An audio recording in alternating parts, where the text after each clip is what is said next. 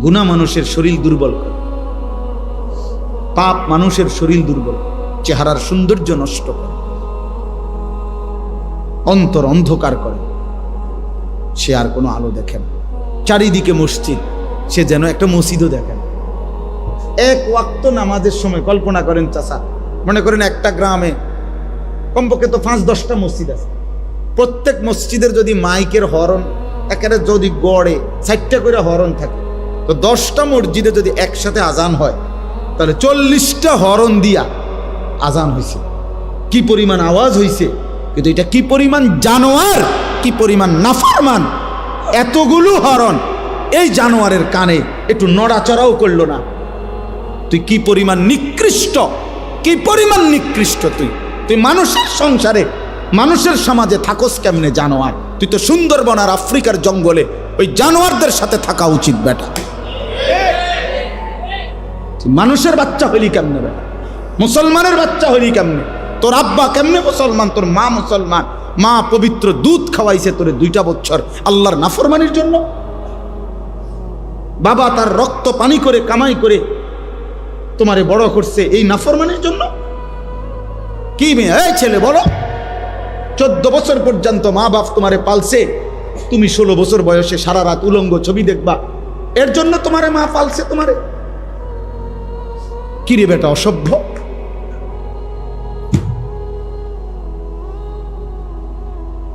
তোমা করে বুঝিয়া মা বাবা এই কষ্ট করে রক্ত পানি করে বড় করছে এ দিন রাত মোবাইল টিপবার জন্য।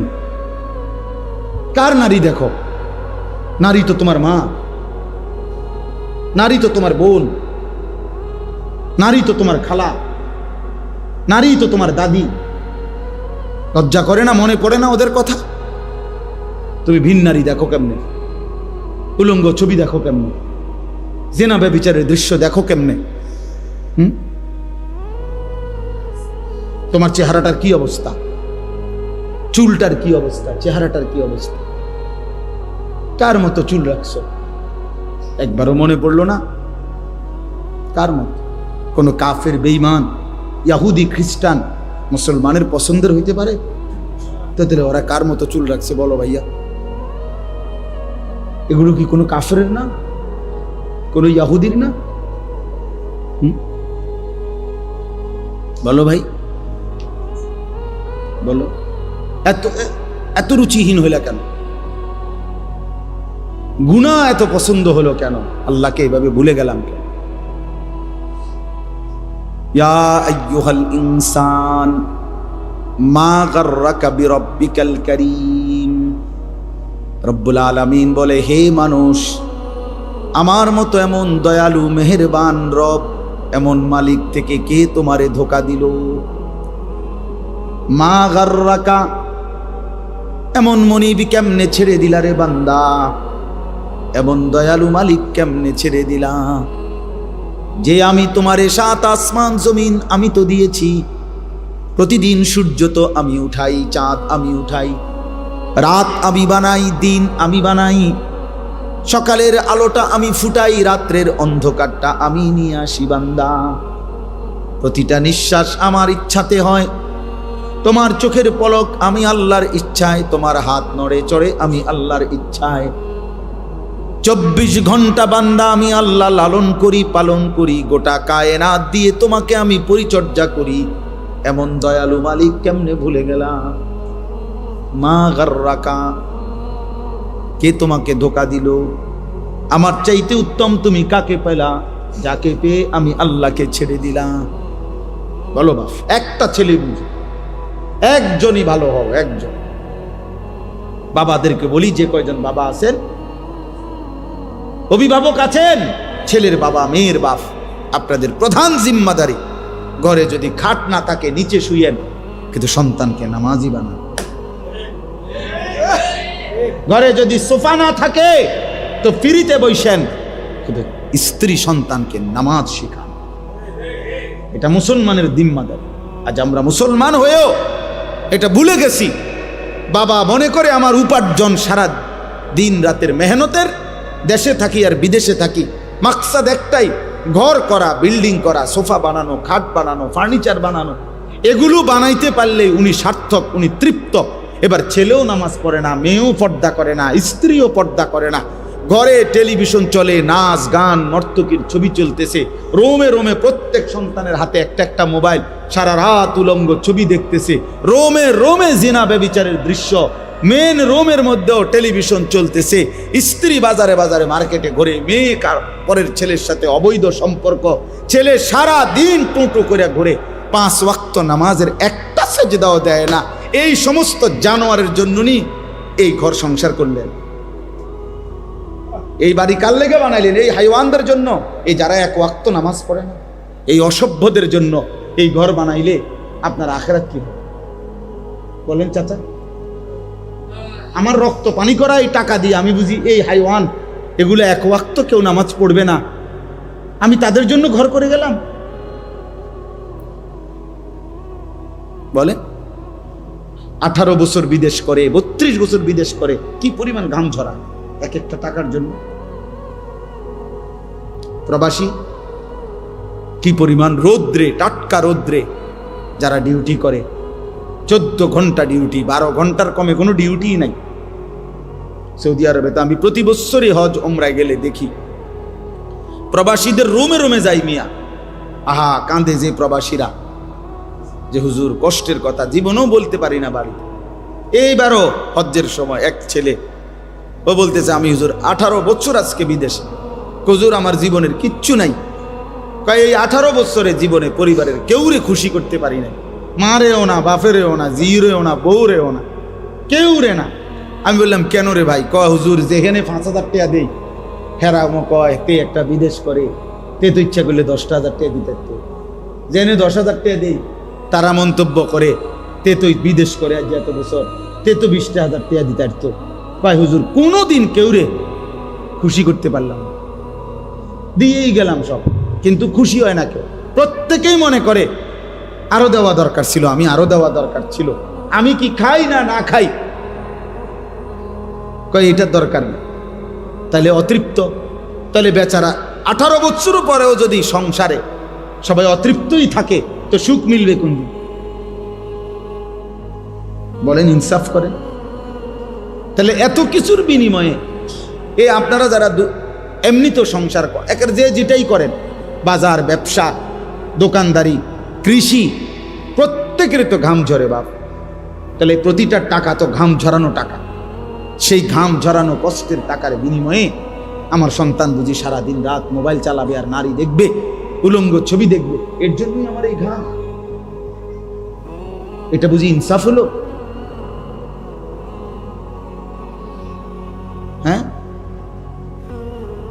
আমি সবারকে বলি না, একজন প্রবাসী 26 বছর বিদেশ কইরা উপজেলাতে, ইচ্ছা করে নাম বলতেছি না, উপজেলার মেন উপজেলায় কয় যে হুজুর আমি 4 তলা বিল্ডিং করছি, সম্পূর্ণ বিল্ডিং এর কাজ শেষ করে ভাড়া দিছি, কয় এরপরে দেশে চলে আসছি 26 বছর পরে, মনে করছি আর বিদেশ করতাম না, আল্লাহ দিলে এই বাড়ির ভাড়াই পামো 1-1.5 লাখ টাকা। পরে উনি বলতেছে, হুজুর আইসা যখন উপজেলার মার্কেটে বাজারে আসছি, মানসে আমারে আমার বেডির নামে, মানে আমার বউয়ের নামে আমারে চেনে, পুরা বাজার জেন দিয়ে হাঁটি, মানসে কয় তাই যাম। আমি সবাইকে বলতেছি না, মানে উনি বলছে আমারে, উনা সবাই সব বন্ধ হয়ে গেলে পৃথিবী চলতো না, ঠিকই না বলেন না কেন? কিন্তু বলার উদ্দেশ্য হইল ওই বাচ্চারা আমারে জড়ায় ধরে কানছে, সিএনজির থেকে নাইমা আমারে দেখা, আমি দাঁড়াই আছিলাম বাজারের, মানে ওই উপজেলার একটা বাজারে, জড়ায় ধরে কাইন্দা আমার এই কথাটা বলছে, হুজুর আমি শেষে মানে লজ্জায় যে, অর্থাৎ আমার মহিলা, আমার স্ত্রী এই পরিমাণ বাজারে ঘুরছে যে প্রত্যেকটা রিক্সাওয়ালাও আমার বেডিরে চিনে। আজ আমারে কয় ওই তাই জামাই অমুক মহিলার নাম ধরে বলে, বিনীত লজ্জায় আমি এই নিজ গড়া বাড়ি ছেড়ে আমি গ্রামের বাড়িতে চলে গেছি। তারপরে লই বলছি না, এই শহরে থাকতাম না, যে শহরের মানুষ আমার স্ত্রীকে দিয়ে আমারে ছেড়ে। কথার কথা, তাহলে ভাইয়া বলো। এক বাবা বলছে আমারে যে, আমি হুজুর 7 বছর বিদেশ করে দামি বিল্ডিং এর 4 তলার ফ্ল্যাটে বউ বাচ্চারে ভাড়া রাখি, তা করে প্রতিটা মাসে তাদের জন্য সব টাকা দেয়। 3বার ফোন দিছি বাড়িতে, বিবিও ধরে না। 3বার ছেলের মোবাইলে ফোন দিছি, ছেলে কয় যে আব্বু আমি গেমস খেলতেছি, পরে ফোন দেবো। যে এরপরে আবার অপেক্ষা করে আবার দিছি 3বারের পরেও আমার ছেলে কয় বললাম না তোমাকে গেমস খেলতেছি, পরে ফোন দেবো বললাম না আব্বু, বারবার ফোন দিচ্ছ কেন? আল্লাহর কসম মক্কা শরীফে বলছে লোকটা আমার।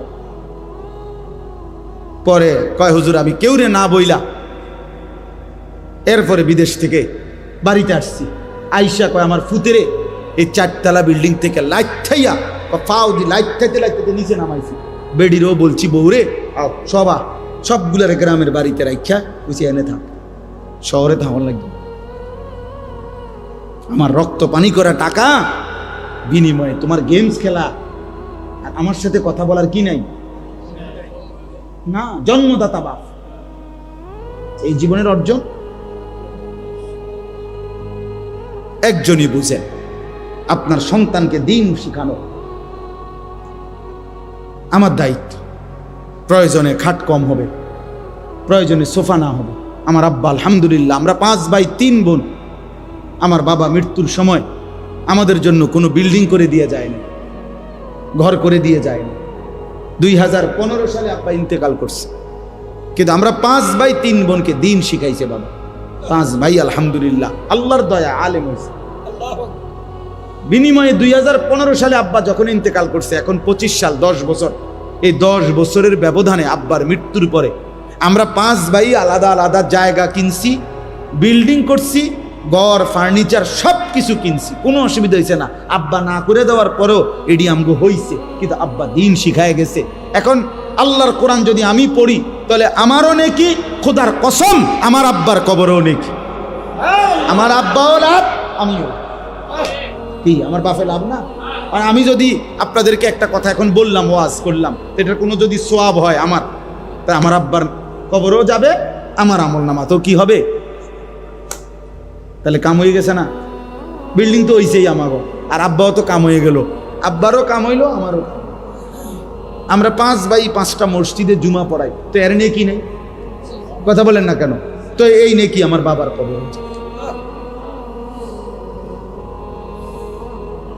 5 ভাই 3 বোনের 8 জন ভাই বোনের যতজন সন্তান সবাই মাদ্রাসায় পড়ে। তাহলে এই যে সবগুলো বাচ্চা মাদ্রাসায় পড়ে, আল্লাহর কোরআন পড়ে, তো দাদার আমল নামার মধ্যে সওয়াব যাইতো না? নানা আমার বাপ নানা, আমার বাপ দাদা, তো সওয়াব যাবে না? কারণ উনি তো ওনার সন্তানদেরকে দিন শিখানোর কারণে এখন আমরাও আমাদের বাচ্চাদেরকে কি শিখাচ্ছি? তাইলে এই জন্য আমাদের মূল ডিউটি আমার সন্তান, আমাদের মূল ডিউটি আমাদের স্ত্রী সন্তানের ঈমান আমল নামাজ, এটা আমাদের জিম্মাদারি। খানা আলু ভর্তা দিয়ে খাইলেও পেট ভরে যায়, 10 রকমের গোশত লইয়া বইল কিছুক্ষণ খাইলে পেট ভরে যায়। 10 আইটেমের তরকারি যার আছে সে কোনো 1 বালতি ভাত খায় না, বরং সে একটা নির্দিষ্ট পরিমাণ খানা খাইয়েই কি পেট ভরে যায়। তো দুনিয়া তৃপ্ত, এমনিতে একটু পরে পেট ভরে যায়। আখিরাত আল্লাহ আমাদেরকে বুঝার তৌফিক দান করে। অতএব আমি যে কথাগুলো বলতে চাইলাম, ছেলেরা বাবা তোমাদেরকে বলছি, ধমক দেওয়া মূল মাকসাদ না। তোমার সাথে কোনো ঝগড়া করে আসি নাই আমি, না তোমার সাথে কোনো ঝগড়া করতেছি, তো তোমারে মনে করাইনি। তোমরা যে কয়জন ছেলে বসছো, তোমাদের এই ছেলেদের মধ্যে অধিকাংশেরই চেহারা বলছে তোমরা নামাজ পড়ো না। আমার বাপ কেন নামাজ পড়ো না? আল্লাহকে ভুলে থাকার মধ্যে কি স্বার্থ? নবী সাল্লাল্লাহু আলাইহি ওয়াসাল্লাম স্পষ্ট হাদিসে বলছে, সবাইকে বলি, আল্লাহর নবী বলছেন 2টা নামাজ জামাতের সাথে পড়ে না ওই ব্যক্তি, খোদার কসম নবী বলছে যে মুনাফিক। লা ইয়াশহাদুহুমা মুনাফিকুন, বিশুদ্ধ হাদিস। নবীজি বলছে মুনাফিক এই 2 নামাজে আসে না, এক হলো ইশার নামাজ, এক হলো ফজরের নামাজ। আল্লাহর নবী সাল্লাল্লাহু আলাইহি ওয়াসাল্লাম ইশার নামাজ এবং ফজরের নামাজের জামাত যে পড়ে না, রাসূল বলছে স্পষ্ট এটা মুনাফিক। হযরত আব্দুল্লাহ ইবনে ওমর রাদিয়াল্লাহু তাআলার ছেলে আব্দুল্লাহ ইবনে ওমর বলেন যে আমরা নবীজির জামানায় যে ফজরের নামাজে অনুপস্থিত থাকতো, আল্লাহর কসম তিনি বলেন আমরা নবীজির জামানায় তাকে মুনাফিক হিসাবেই ধারণা করতাম। ফজরের নামাজ যে পড়ে, বুঝছো ভাইয়া? হ্যাঁ,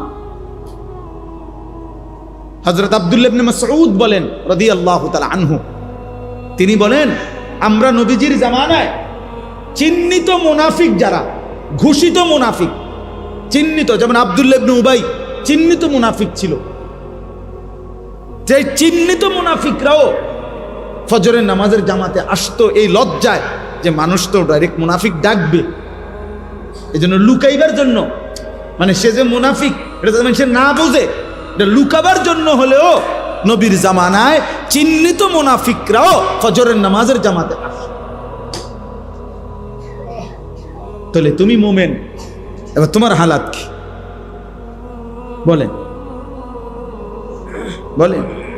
আল্লাহ নবী সাল্লাল্লাহু আলাইহি সাল্লাম বলেন ফজরের নামাজ যে পড়ে না সে খবিস, খবিস, খবিস। হাদিস এটা স্পষ্ট, খবিসান নফস, শুধু খবিস না, রাসূল বলছে তার কলজাটা, তার ভিতরটাও খবিস,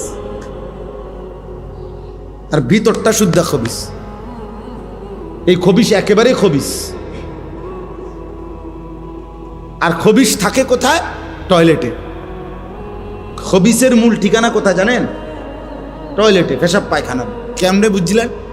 নবীজি সাল্লাল্লাহু আলাইহি সাল্লামের আমল ছিল, তিনি টয়লেট বাথরুমে ঢুকতে পানাহ দোয়া পড়তেন, যেটা এই দোয়ার অর্থই হলো আল্লাহ আমি খবিস থেকে কি চাই? পানাহ চাই। তাহলে বোঝা গেল খবিস কোথায় থাকে। তো নারে এই কথা বলতেন কেন? বিসমিল্লাহ আল্লাহুম্মা ইন্নী আউযু বিকা মিনাল খুবুসি ওয়াল খাবাইস। তাহলে বোঝা গেল খবিস কোথায় থাকে। এই জন্য এই বেনামাজি ফজর পড়ে না যেগুলো অপদার্থ, এগুলো যখন ঘুম থেকে ওঠে এটি মূলত বাথরুমের থেকে ওঠে, বাথরুমের টাঙ্কির থেকে ওঠে। এদের সারা দেহে পায়খানা, এদের সারা দেহে পেশাব। আচ্ছা, আরো প্রমাণ শুনেন। আল্লাহ নবী সাল্লাল্লাহু আলাইহি সাল্লাম বলেন যে ফজরের নামাজ পড়ে নাই, ঘুমায়েছিল, আল্লাহ রাসূল সাল্লাল্লাহু আলাইহি ওয়াসাল্লাম বলেন যাকা রাজুলুন বালাশ শাইতানু ফি উযুনাইহি। নবীজি বলেন এটা এমন লোক যার দুই কানে শয়তান পেশাব করে দিয়েছে। শয়তান তার দুই কানে মুইতা দিছে। এর শয়তান তো 6 মাসের বাচ্চা, ঠিক না? বুঝেন নাই এমনি কথা? শয়তান কি 6 মাসের বাচ্চা যে পেশাব অল্প করবে? শয়তান তো অনেক বয়স্ক, তার পেশাবও তো বেশি। তাহলে শয়তান কারো গায়ে মুতলে তার তো তোষক শুদ্ধ বিজ্জা যায়, তার শরীর তো ভাসে ভাসেই, তোষক শুদ্ধ কি? ছি ছি ছি ছি ছি, বেটা লজ্জা থাকা উচিত, ভাই হায়া থাকা উচিত।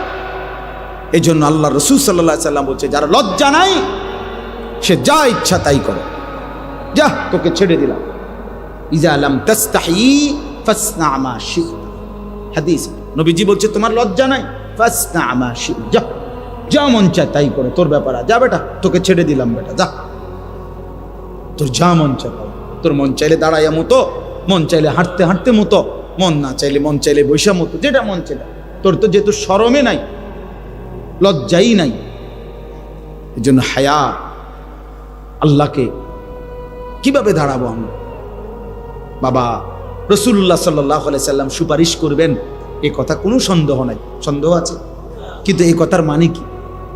এই কথার মানে এই যে নবী কি এই কথাই তো বুঝাইছেন নাকি যে মৃত্যু পর্যন্ত তুমি গুনাহ করতে থাকো, গুনার উপরেই তুমি আইসো কবরে, আমি তোমারে সুপারিশ করে জান্নাত দেব, এটাই তো অর্থ না?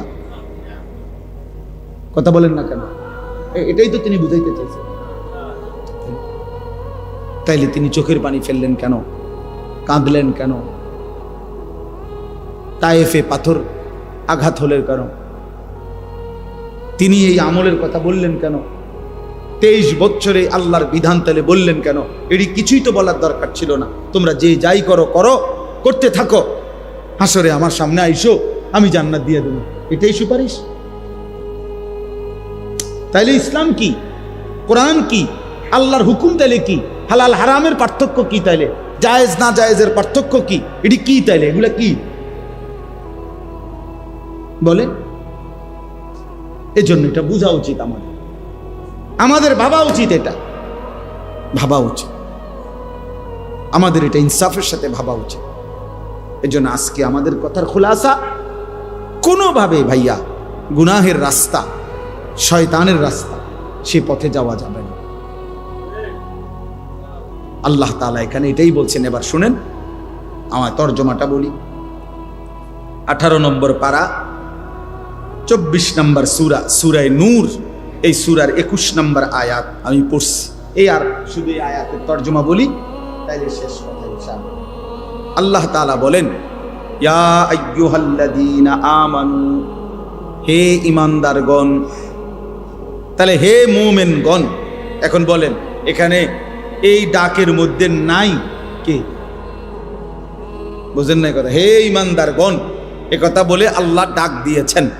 এখন এই ডাকের মধ্যে আমি নাই, এমন আছে কেউ? আমরা এনে বুঝেন নাই কথাটা? এখানে ডাকে নাই আল্লাহ, এমন আছেনি কেউ যে না হুজুর ঠিক আছে ডাক দিছে, কিন্তু এটা আমারে না, অন্য কেউ? আমরা সকলেই আছি। আমাদের ঘরের বিবিরাও আছে, আমাদের মায়েরাও আছে, আমাদের বোনেরাও আছে, আমাদের সমস্ত মুসলিম পরিচয়ধারী পুরুষ এবং নারী সকলেই অন্তর্ভুক্ত কিনা? ইয়া আইয়ুহাল্লাযীনা আমানু, হে ঈমানদারগণ। লা তাত্তাবিউ খুতুওয়াতিশ শাইতান। আলহামদুলিল্লাহি রাব্বিল আলামিন। আল্লাহুম্মা আনতাস সালাম ওয়া মিনকাস সালাম। তাবারাকতা ইয়া যাল জালালি ওয়াল ইকরাম। ইয়া আরহামার রাহিমিন, ইয়া আরহামার রাহিমিন, ইয়া আরহামার রাহিমিন। রব্বানা যালামনা আনফুসানা ওয়া ইল্লাম তাগফির লানা ওয়া তারহামনা লানাকুনান্না মিনাল খাসিরিন। রব্বানা আতিনা ফিদ দুনিয়া হাসানা ওয়া ফিল আখিরাতি হাসানা ওয়া কিনা আযাবান নার। রব্বিরহামহুমা কামা রব্বায়ানি সগীরা। রব্বানা হাব লানা মিন আজওয়াজিনা ওয়া যুররিয়াতিনা কুররাতা আ'য়ুন ওয়াজআলনা লিল মুত্তাকিনা ইমামা। মাওলায়ে করিম রব্বুল আলামিন, আমরা গুনাহগার গোলাম, গভীর রজনীতে আপনার ঘর মসজিদে আল্লাহ আপনার দুয়ারে ভিখারি হয়ে আপনার শাহী দরবারে দুইখানা হাত উঠাইলাম। আপনি মাফ করে দেন, আপনি মাফ করে দেন, আপনি মাফ করে দেন, আপনি মাফ করে দেন। আযাব দিলে আপনার কোনো লাভ নাই, মাফ করে দিলে আপনার কোনো ক্ষতি নাই, মাফ করে দিলে আপনার ভান্ডারে কমবে না, মাফ না পেলে আমাদের উপায় থাকবে না। জাহান্নামের আযাবে জ্বলা সম্ভব হবে না, কবরের আযাব সইতে পারবো না। মাওলা মাফ করে দেন, মাফ করে দেন। আল্লাহ আমাকেই মাফ করে দেন, আমার এই বাবা ভাইদেরকে মাফ করে দেন, কিশোর নওজোয়ান ছেলেগুলোকে মাফ করে দেন। ওরা বোঝে নাই মাওলা, ওরা বোঝে নাই মাওলা। ভুল তো করে ফেলেছে, আপনি মাফ করে দেন। নামাজ তো ছেড়ে দিয়েছে অনেক দিন, আপনি মাফ করে দেন। ফিরে আসবার তৌফিক দেন। আল্লাহ আপনি তো দিলের মালিক, আপনি তো দিলের মালিক। আপনি ছেলেগুলোকে নামাজি বানিয়ে দেন। আপনি চাইলেই এরা সেজদা দিবে মাওলা, আপনি চাইলেই এদের জিন্দেগি বদলে যাবে মাওলা। ইয়া মুকাল্লিবাল কুলুব সাব্বিত কুলুবাহুম আলা দীনিক। আল্লাহ আপনি চেয়েছেন বলেই তো ওমর বদলে গেছে, আপনি চেয়েছেন বলেই তো হাজারো সাহাবী বদলে গেছে মাওলা। আল্লাহ এদের মা তো মুসলমান, বাবা তো মুসলমান, এদেরকেও পুরা দিনদার হিসাবে কবুল করে নেন। আল্লাহ একটা ছেলেকে বঞ্চিত করবেন না মাওলা। আল্লাহ এই কিশোর নওজোয়ান ছেলেগুলো ভালোবেসেই এসেছে মাওলা, আপনার ঘরেই বসেছে মাওলা, আপনার কথাই শুনেছে মাওলা। আল্লাহ আপনি একটা একটা ছেলেকে বদলে দেন, বদলে দেন মাওলা, বদলে দেন মাওলা। আমি ভিক্ষা চাইলাম মাওলা, আমি ভিক্ষা চাইলাম মাওলা। আল্লাহ সেজদাওয়ালা কপাল বানিয়ে দেন, কাঁদনেওয়ালা চোখ বানিয়ে দেন, জিকিরওয়ালা জবান বানিয়ে দেন, মোহব্বতওয়ালা দিল বানিয়ে দেন, সুন্নতওয়ালা জীবন বানিয়ে দেন। আল্লাহ কাউকে বঞ্চিত করেন না, সুপারিশ থেকে বঞ্চিত কইরেন না, হাউজে কাউসার থেকে বঞ্চিত কইরেন না, নবী পাকের সুপারিশ থেকে বঞ্চিত কইরেন না মাওলা। আল্লাহ আপনি দয়া করেন, আপনি দয়া করেন, আপনি দয়া করেন। আমার বাবা চাচা যারা মুরব্বী, আরো বেশি নেক আমলের তৌফিক দান করেন। মা বোনদেরকে পর্দা পুশিদা দান করেন। মা ফাতেমা রাবেয়া বসরিয়ার মতো বানিয়ে দেন। উলামায়ে কেরামকে আল্লাহ তাআলা ঈমান আমল দান করেন। আল্লাহ হায়াতে তয়্যিবা আফিয়া দান করেন। মসজিদের ইমাম সাহেবকে হায়াতে তয়্যিবা দান করেন। মুয়াজ্জিন খাদেমদেরকে কবুল করে নেন। কমিটির প্রতিটা সদস্যকে আল্লাহ আপনি কবুল করে নেন। মুসল্লি বাবা চাচা ভাইদেরকে কবুল করে নেন।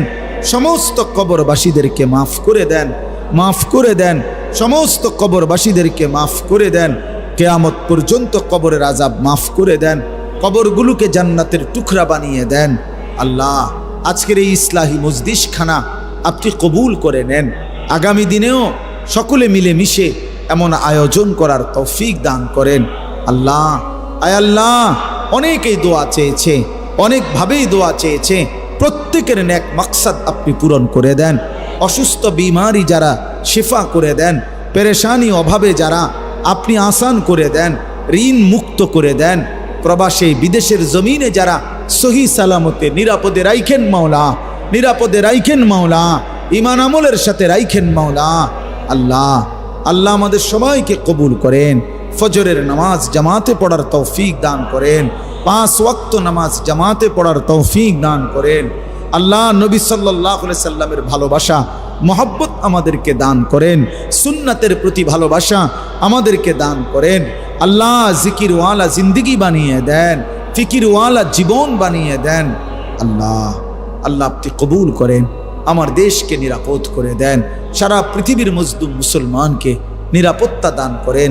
গাজা ফিলিস্তিনের মজলুমদেরকে বিজয় দেন, বিজয় দেন, বিজয় দেন মাওলা। মা কষ্ট পাচ্ছে মাওলা, এতিম বাচ্চা কষ্ট পাচ্ছে মাওলা। একটা রুটির জন্য মাওলা ঘন্টার পর ঘন্টা, মাইলের পর মাইল দৌড়াচ্ছে মাওলা। মাওলা আপনি রহম করেন মাওলা। আয় মাওলা আপনি দয়া করেন মাওলা। এ দৃশ্য মেনে নেওয়া যায় না মাওলা। মাওলা আমার কিছু করার থাকলে আমাকেই নেন মাওলা, আমাকেই নেন মাওলা।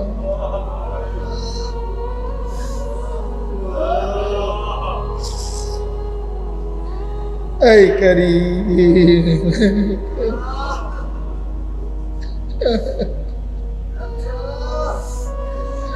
আল্লাহ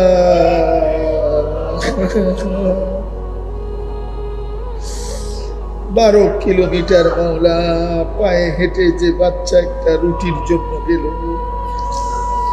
সে লাশ হয়ে ফিরে আসলো মাওলা। আল্লাহ আল্লাহ এক টুকরা রুটির অভাবে 3 সন্তান মারা যাচ্ছে মাওলা। আল্লাহ আপনি গাজার বিজয় দেন, ফিলিস্তিনের বিজয় দেন, ইসরায়েলকে ধ্বংস করে দেন, নেতানিয়াহুকে ধ্বংস করে দেন, এই জালেমদেরকে ধ্বংস করে দেন, এই জালেমদেরকে ধ্বংস করে দেন। আই মাওলা আপনার বন্ধুর উম্মত মাওলা,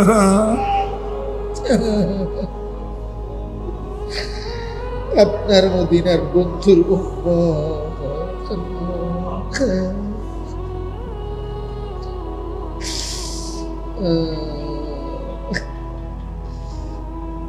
আল্লাহ এই ছেলেগুলোকে নামাজি বানায় দিয়েন মাওলা। এদের চুল সুন্দর করে দেন, এদের চেহারা সুন্দর, এদের দাড়ি সুন্দর করে দেন, এদের আখলাক সুন্দর করে দেন। আগামী দিনে ইমাম মাহাদির সৈনিক হওয়ার তৌফিক দেন। দাজ্জালের বিরুদ্ধে লড়বার হিম্মত দান করেন। রব্বির হামহুমা কামা রব্বায়ানি সগীরা, রব্বির হামহুমা কামা রব্বায়ানি সগীরা। সাল্লাল্লাহু তাআলা আলা খাইর খালকিহি মুহাম্মাদিন ওয়া আলিহি ওয়া আসহাবিহি আজমাইন। সুবহান রাব্বিকা রাব্বিল ইজ্জাতি আম্মা ইয়াসিফুন ওয়া সালামুন আলাল মুরসালিন ওয়ালহামদুলিল্লাহি রাব্বিল আলামিন।